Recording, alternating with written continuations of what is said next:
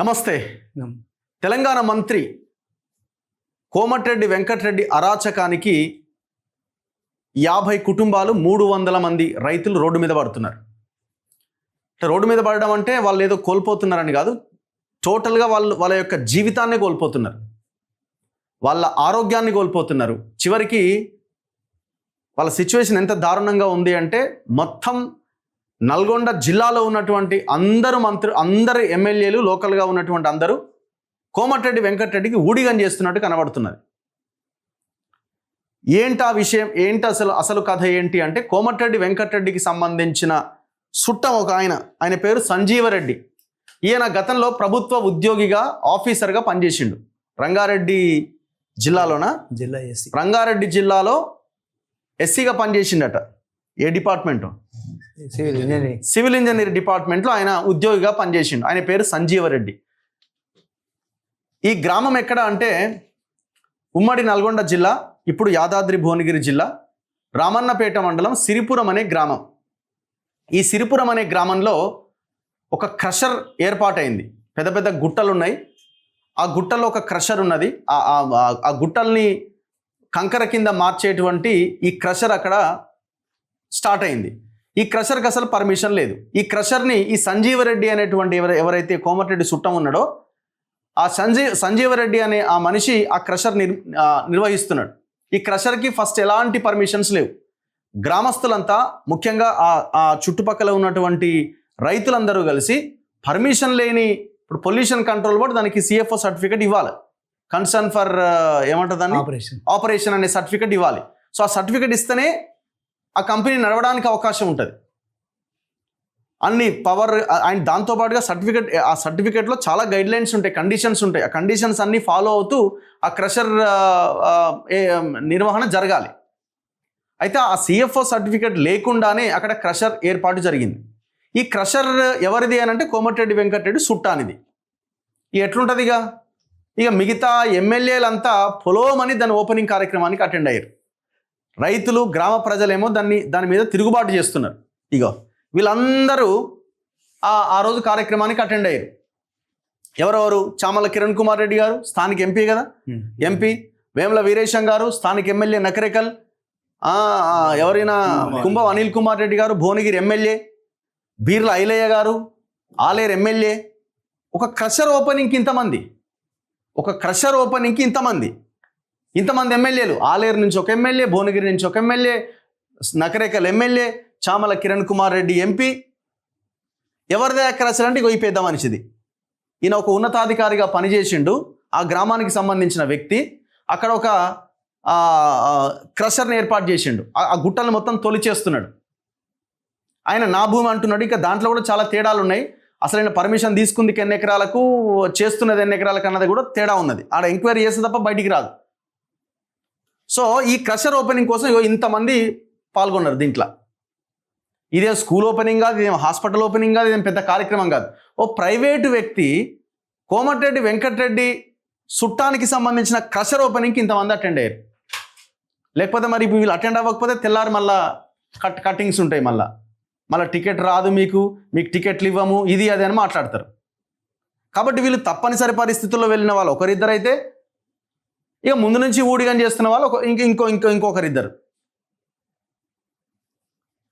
ఇది ఇట్లా ఉంటే అసలు ఏం జరుగుతున్నది అంటే, చూడండి ఒకసారి క్రషర్ వల్ల జరుగుతున్న ఇబ్బంది ఏంటంటే, గింతింత పెద్ద పెద్ద రాళ్ళు వచ్చి పొలాల మీద పడుతున్నాయి. ఇంతింత పెద్ద పెద్ద రాళ్ళు వచ్చి ఆ పొలాలలో పడుతున్నాయి. చుట్టూ 300 మంది రైతులు ఉన్నారు. 500 కుటుంబాలు, 50 కుటుంబాలు ఉన్నాయి. 300 మంది రైతులు ఉన్నారు. ఎన్ని ఎకరాలు ఉంది మొత్తం? చుట్టూ 300 ఎకరాలు, దాదాపు 300 ఎకరాల భూమిది. అంటే చుట్టూ ఆ క్రషర్ చుట్టూ ఇంత పెద్ద రాయి పడితే, ఇప్పుడు ఈ రాయి పడితే కోమటిరెడ్డి వెంకటరెడ్డి బతుకుతాడా? నీ ఇంటి మీద రాయి పడ్డది అనుకో, నువ్వు బతుకుతావా? ఇప్పుడు ఎవరెవరైతే ఓపెనింగ్కి వచ్చారో మీ మీద ఈ రాయి పడితే మీరు బతుకుతారా? చెప్పండి. మీరు మీ ఇంటి చుట్టుపక్కల క్రషర్లు ఉంటే, మీకు కూడా భూములు ఉన్నాయి కదా, మీ భూముల పక్కన క్రషర్ ఉంటే మీ పొలం సాగులో ఉంటుందా?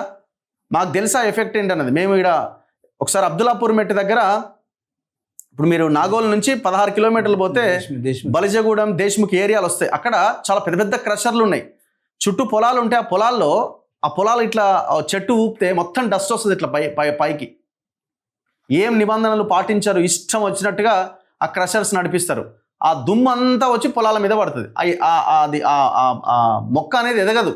పత్తి అయినా, వరి అయినా, ఇంకేదైనా సరే ఆ భూమి సారం మొత్తం కోల్పోతుంది. ఆ భూమి అంతా. అసలు ఇట్లాంటి వాటికి ఎట్లా పర్మిషన్ ఇస్తారు? ఇంత పెద్దరా ఎగిరొచ్చి పొలాల్లో పడితే, ఇక్కడ మనిషి ఉంటే, మనిషి చచ్చిపోతే ఎవరిది బాధ్యత? ఇప్పుడు ఓపెనింగ్కి పోయిన మీరు అందా బాధ్యత వహిస్తారా? మీ కోమటిరెడ్డి వెంకటరెడ్డి బాధ్యత వహిస్తాడా?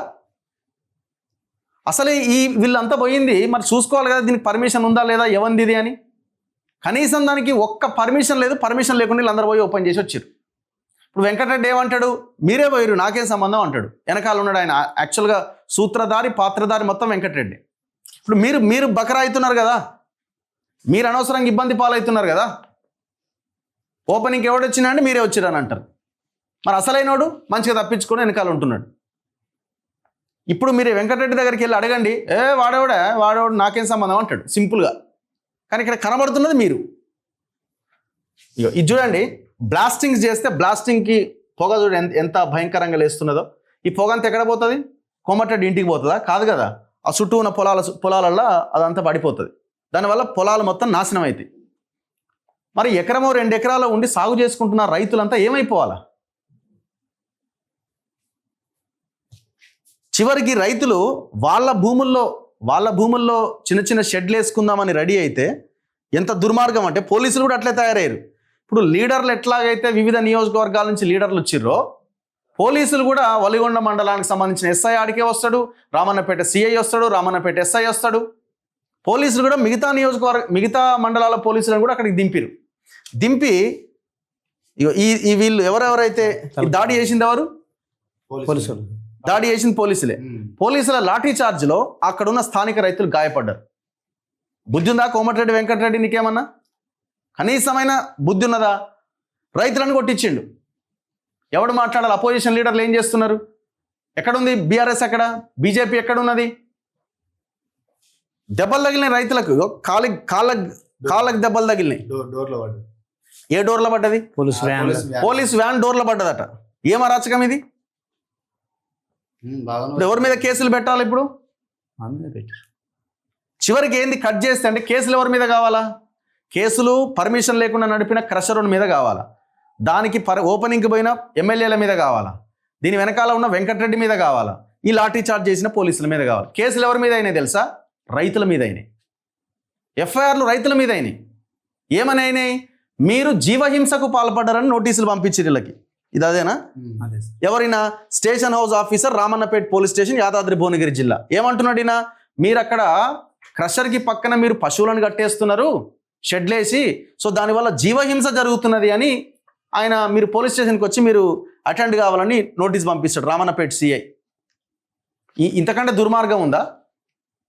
సంపెటోడు క్రషర్ ఏర్పాటు చేసినోడు వాని మీద కేసు పెట్టాలి, వాని లోపలేయాలి. చివరికి రైతులని ఈ రకంగా మీరు వేరే సర్వే నెంబర్లలో షెడ్లు వేసిరని ఇదేది మన పశువులని కట్టేస్తున్నారని. ఎంత అన్యాయం ఇది! ఇగో ఇది చూడండి విజువల్స్.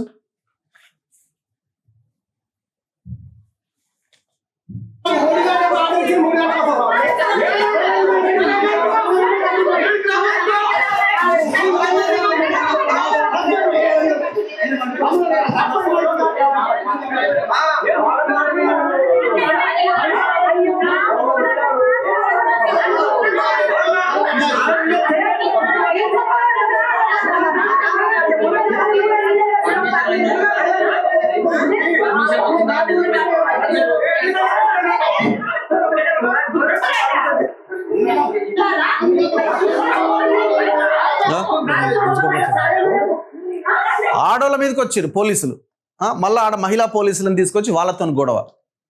అసలు మీకు ఏం అవసరం ఇందులో? ఈ సివిల్ మ్యాటరే కదా ఇది కూడా. ఇప్పుడు ఎవడి భూమిలోకి ఎవడొచ్చిండు? అసలు వాడి భూమిలో క్రషరు పర్మిషన్ లేకుండా వాడు అది పెట్టినప్పుడు వాడిని తీసుకుపోయి లోపలేయాలి. ఎట్లా పెట్టినవరు నువ్వు అని అంటే మీకు మంత్రి ఫోన్ చేసిండు. ఇప్పుడు ఈ పొగకి మంత్రి కానీ ఆ పోయిన ఎమ్మెల్యేలు కానీ ఒక 10 నిమిషాలు అక్కడ ఉండగలుగుతారా మీరు? వాళ్ళు చెప్తున్నారు బ్లాస్టింగ్ జరిగినప్పుడు కనీసం మేము ఇక్కడ బతుకమా అనే ఒక భయంకరమైన పరిస్థితి ఉంటుందట అక్కడ.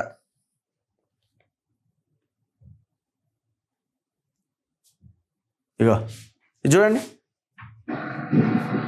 ఆగస్ట్ 23, 2026. ఎప్పుడు?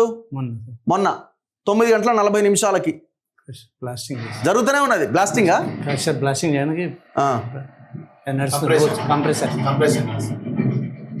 హోల్స్ చేస్తారు. ఇగో ఈ పొలాలు పక్కన క్రషర్. ఈ పొలాల డస్ట్ అంతా వచ్చి వీటి మీద పడదా? మరి పంట పొలాలలో క్రషర్కి ఎట్లా పర్మిషన్స్ ఇస్తారు?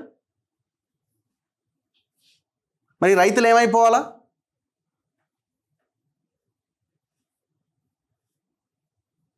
అయితే ఇక్కడ పాయింట్ ఏంటంటే, ఇప్పుడు వీళ్ళు అక్కడ ఫీల్డ్లో ఉండి పోరాటం చేయడమే కాదు, వీళ్ళు ఏం చేశారు, కోర్టుకు కూడా వెళ్ళారు. ఫస్ట్ పొల్యూషన్ కంట్రోల్ బోర్డుకి కంప్లైంట్ చేశారు. పొల్యూషన్ కంట్రోల్ బోర్డు ఏం చేసిందంటే వీళ్ళందరినీ పిలిపించింది. ఎక్కడ? రామచంద్రాపురం పటాన్ చెరువు దగ్గర అధికారులను, ఈయనని, ఈ సంజీవరెడ్డిని, ఈయన ఎవరైతే ఉన్నారో ఈ క్రషర్ ఏర్పాటు చేసినానని పిలిపించింది. జోనల్ ఆఫీస్కి పిలిపిస్తే మీకు పర్మిషన్స్ ఉన్నాయా, సిఎఫ్ఓ సర్టిఫికేట్ ఉందా, లేదు, ఇది ఉందా, అది ఉందా, ఏది లేదు. మరి ఏది లేని ఎట్లా పెట్టినావని క్యాన్సల్ చేసిరు. క్యాన్సల్ చేసిన తర్వాత ఆగిపోయిన తర్వాత పోయి కోమటిరెడ్డి ఇంట్లో కూర్చున్నాడు. ఎవరి? సంజీవరెడ్డి. మరి ఎట్లా ఏమవుతాడైనా చుట్టం రిలేషన్ ఏందో బావా మరి నా క్రషర్ ఆగిపోయింది, నువ్వు తప్ప నాకు ఎవరు లేరంటే, ఎవరు ఆపింది? బామార్ది అని ఏం చేసిండు, మళ్ళీ పర్మిషన్ ఇచ్చిండా? పొల్యూషన్ కంట్రోల్ బోర్డు ఆపింది. So pollution control board cancel చేసింది. దాని మీద మళ్ళీ సిఎఫ్ఓ క్యాన్సల్ చేసిన తర్వాత ఇక కోమటిరెడ్డి ఇంటికి పోయాడు బావ దగ్గరికి పోతే, బావ నేనున్నా నీకు ఎందుకు అని అన్నాడు. అన్న తర్వాత వీళ్ళు ఏం చేశారు, కోర్టుకు పోతే కోర్టు చాలా క్లియర్గా, ఇది ఫస్ట్ ఆర్డర్ ఇది కదా,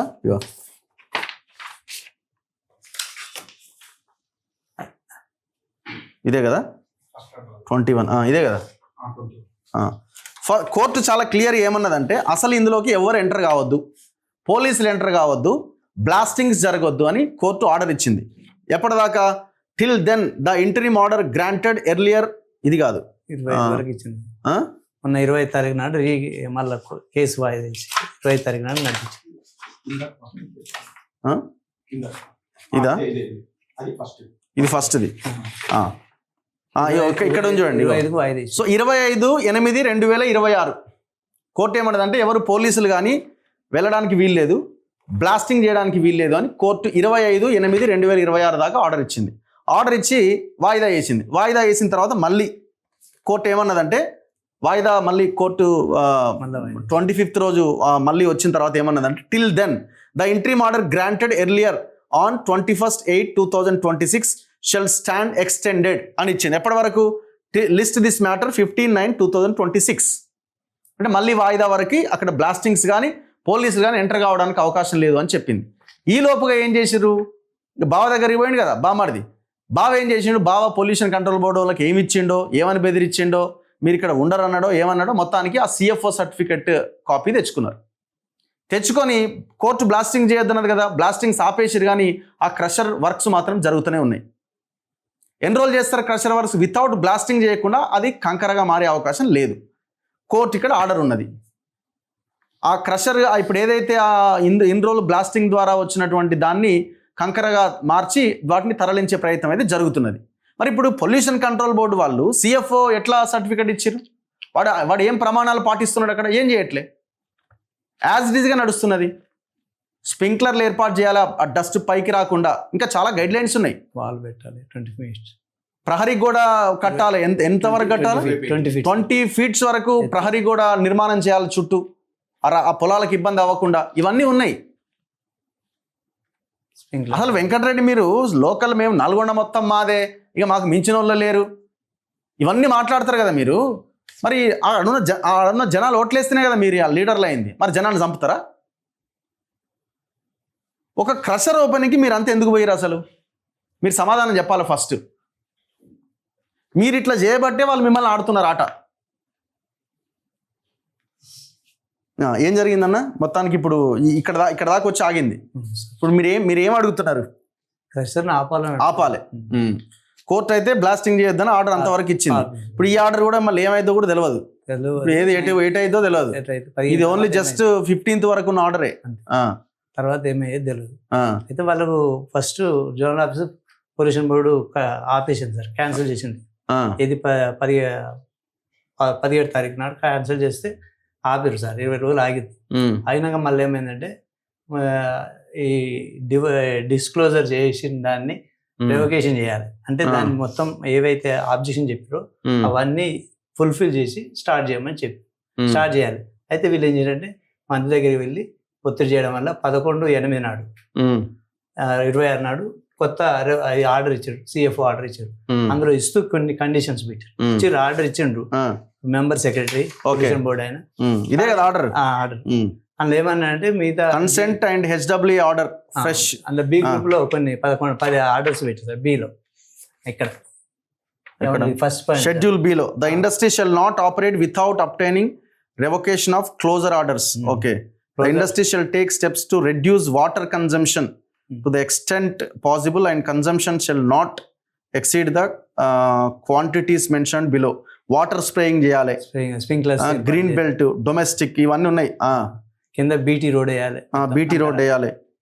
ఇవన్నీ ఏం ఫాలో అయితే లేదు. ఇవన్నీ ఫుల్ఫిల్ చేసినా కానీ స్టార్ట్ కావాలి. మస్తున్నాయిగా 26, 20, 30, 34 ఉన్నాయి. ఇవన్నీ అమలు చేసి చేయాలని, కానీ అవన్నీ చేయకుండానే స్టార్ట్ అయ్యాయి.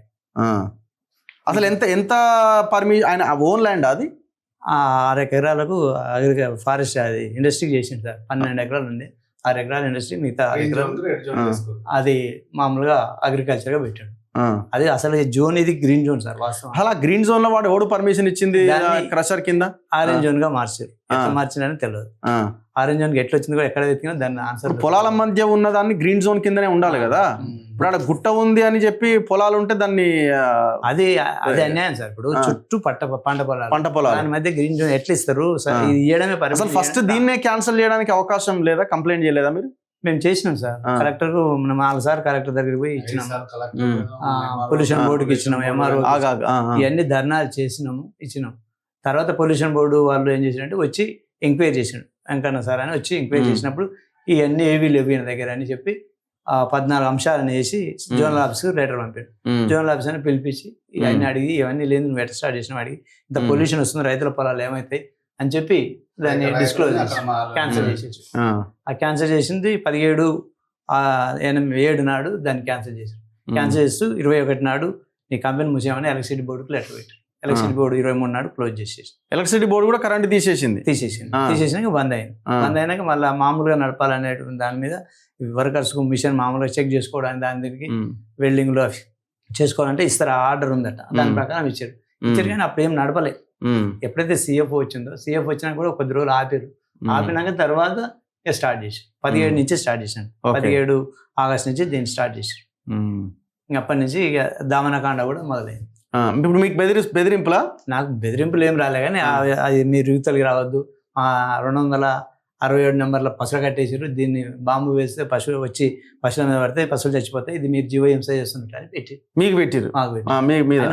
ఎవరు మల్లేష రైతు 10 మంది మీద FIR అయింది అంటున్నారు. 10 మంది మీద FIR అన్న నా మొదటి పేరు.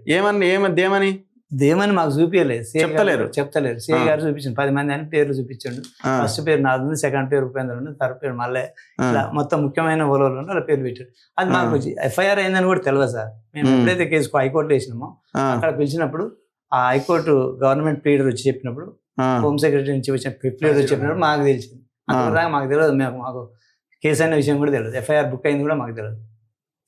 ఆ విధంగా చేయడం అనేటువంటి జరిగింది. అసలు మేము ఏమి చేయలేదు. ఎక్కడ పోయి CA గారి పేరు ఏంది? పేరు తెలియదు సార్, కొత్తగా వచ్చాడు. రాంగ్ నెంబర్ అంటుంది. రాంగ్ నెంబరా? ఏ నెంబర్? ఏం పరిస్థితి? మీద ఎన్ని ఎకరాలు ఉంది బ్రదర్? మాది 30 ఎకరాలు ఉంటుంది మా సొంతం అన్నదమ్ములది. అందరు కలిసి 300 ఎకరాలు ఉంటుంది. మొత్తం 300 ఎకరాలు ఉంటాయి. మీరు ఎంతమంది అన్నదమ్ములు? ముగ్గురు అన్నదమ్ములకి 30 ఎకర్స్ ఉంది. 33 ఎకరాలు ఉంది. ఇప్పుడు మీరు పొలాలు ఏమేసి ఈసారి? వరి 15 ఎకరాలు వేసినాం. పత్తి టోటల్. ఎంత దూరంలో ఉంది క్రషర్ మీకు? అంతా 1 మీటర్ గిట్ల లేదు. మీటర్ కూడా లేదు. మీటర్ గిట్ల లేదు. కొట్ట వేసిన ఇప్పుడు కొట్ట వేసిన మీరేనా? మేమే. ఆ కొట్ట మీ భూములు వేసిరా వాళ్ళ దాంట్లో? మా భూములు వేసాం మేము. మీ భూములు వేసినా ఏం ఇస్తలే? వేస్తుంటేనే పోలీసులు వచ్చారు. మళ్ళా ఒకనాడు ఆగారు. మళ్ళీ తెల్లారి కొట్ట వేయగానే కొట్ట నైట్ కథం ఇరగొట్టేసారు. ట్రాక్టర్ ఇరగొట్టేసారు, కొట్టాన్ని ఇరగొట్టేసారు. ఇలా దౌర్జన్యం మరీ చెప్పరాని పరిస్థితి ఉంది. ఇప్పుడు మీ పొలంలో ఆ దుమ్మంతా డస్ట్ అంతా వచ్చి పడుతున్నదా? బ్లాస్టింగ్ విపరీతంగా బ్లాస్టింగ్ చేసి దాని స్మెల్, రాళ్ళు, దుమ్ము. స్మెల్ ఏమొస్తుంది? మా బ్యాడ్ స్మెల్ వస్తుంది. ఓహో. అది స్మెల్ గ్యాస్ జిల్టన్ పెడతారు కదా, ఆ స్మెల్ కు ఒక 10 నిమిషాలు సైడ్ వెళ్ళి ఉరుకోవాల్సింది మనం అంతే. అలా మీద జిజ్జు పోయినా గానీ తప్పేటట్ల స్మెల్ తట్టుకుంటట్లే మెయిన్. అంటే రాళ్ళు పడే కాడు పడతాయి కానీ స్మెల్ మాత్రం అంత స్పెట్. ఇంత పెద్ద రాయి ఏడబడ్డది? మా పొలం పత్తి చేలిన పడ్డది అది. మీ పత్తి ఇంత పెద్ద రాయి వచ్చి 20 మంది నెట్టి రాదు. వీడియో గిట్ట పెడతాను నేను దాన్ని. ఉందా వీడియో? ఉంది. 20 మంది నెట్టి ఆ రాయి 20 మంది కలిసి నెట్టిరు. అంత పెద్దది ఇట్లా పైనుంచి వచ్చి పడ్డదా? నెట్టిరు.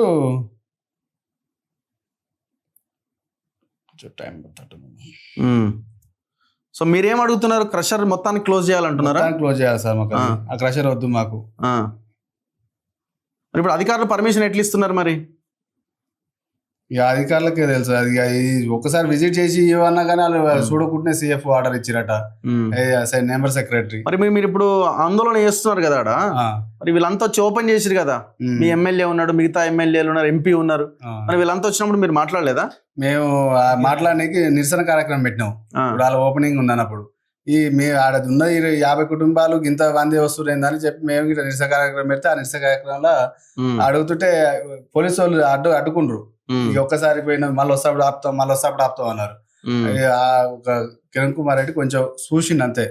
ఇక బీర్లైలే గానీ కుంభవాణి కుమార్ రెడ్డి గానీ వేముల వీరేశం గానీ కనీసం చూడగిట్ట చూడలేదు మమ్మల్ని.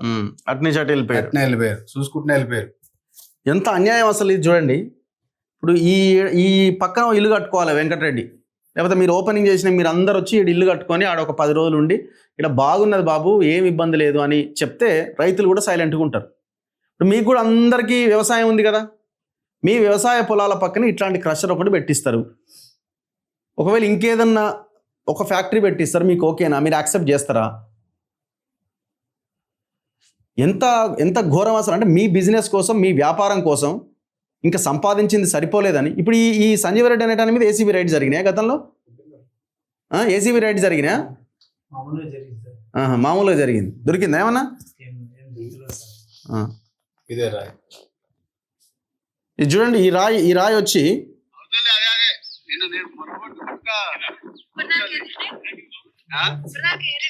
మరి పచ్చేరు మరి ఎట్లా ఇది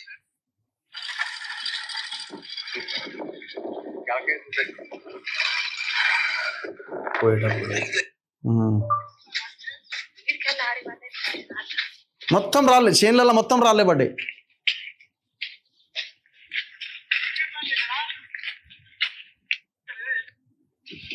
ఓకే, సో తక్షణమే ఈ క్రషర్ని క్లోజ్ చేయాలి. ఖచ్చితంగా మేము ఫీల్డ్ విజిట్కి వస్తాం, అక్కడ ఉన్న వాస్తవ పరిస్థితిని, అక్కడ ఉన్న అందరూ రైతులు 300 మంది రైతులు అక్కడికి వస్తారు. అవసరమైతే వీళ్ళు రియల్లీ నిరాహార దీక్షలో ఇంకేదైనా స్టార్ట్ చేస్తే ఇది క్లోజ్ చేసేదాకా మేమైతే 100% మీరు కనుక ఈ సమయంలో దీన్ని క్లోజ్ చేసి ఈ కథ క్లోజ్ చేయకపోతే అక్కడికి వస్తాం. ఇది ఒక పోరాటంగా మారుతుంది. రేపు పొద్దున ఎవరెవరైతే మీ లోకల్ లీడర్లు ఉన్నారో వాళ్ళు కూడా దారిలోకి రావాల్సిందే, తప్పదు. మీరు వాళ్ళ మీద, వెంకటరెడ్డి మీద యుద్ధం చేస్తారా లేకపోతే వాళ్ళకు ఊడిగం చేస్తారా మీరు తేల్చుకోవాలా. ఇంకా ఎంతకాలం వాళ్ళ అరాచకాలు నల్గొండ జిల్లాలో ఉన్నది మీరు తేల్చుకోవాలా. సింపుల్గా ఇది మాది కాదు వాళ్ళది సంబంధం అంటే మరి మీరు ఎందుకు పోయారు అక్కడికి?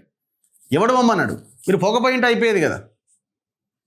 సో తక్షణం మీరు కూడా MP కానీ ఎమ్మెల్యేలు కానీ మీరంతా దీనివల్ల ప్రజలకు అన్యాయం జరుగుతుందని ఒక లెటర్ రాయండి పొల్యూషన్ కంట్రోల్ బోర్డుకి. థ్యాంక్ యూ అండి, థ్యాంక్ యూ వెరీ మచ్. చూస్తూనే ఉండండి మన తొలి వెలుగు.